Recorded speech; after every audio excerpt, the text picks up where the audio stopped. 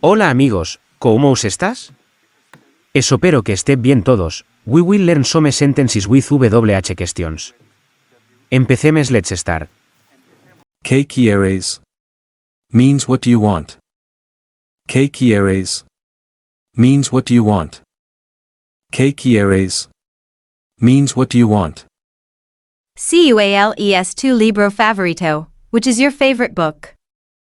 Cuales tu libro favorito, which is your favorite book? ¿Cuándo es tu cumpleaños? When is your birthday? ¿Cuándo es tu cumpleaños? When is your birthday? ¿Cuándo es tu cumpleaños? When is your birthday? ¿Cuándo es tu cumpleaños? When is your birthday?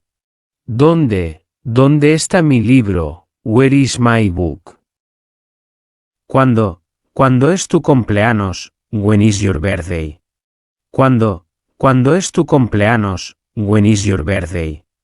¿Cuándo es tu cumpleaños? When is your birthday? ¿Cuándo es tu cumpleaños? When is your birthday? ¿Por qué eres tan linda? Why you are so cute? ¿Por qué eres tan linda? Why you are so cute?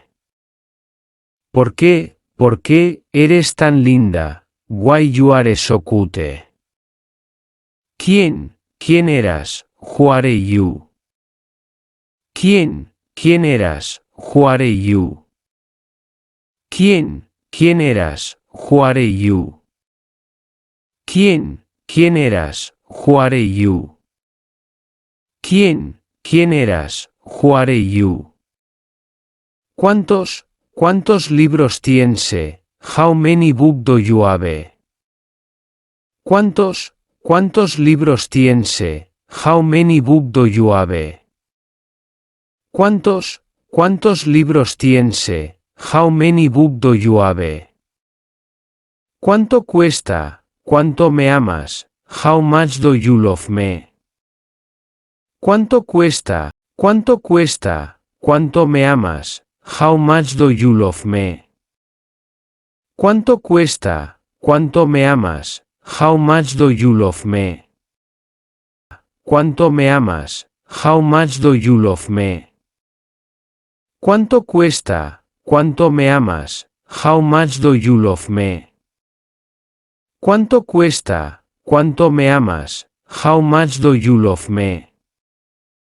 Like and subscribe and provide if you have a comment. See you next video.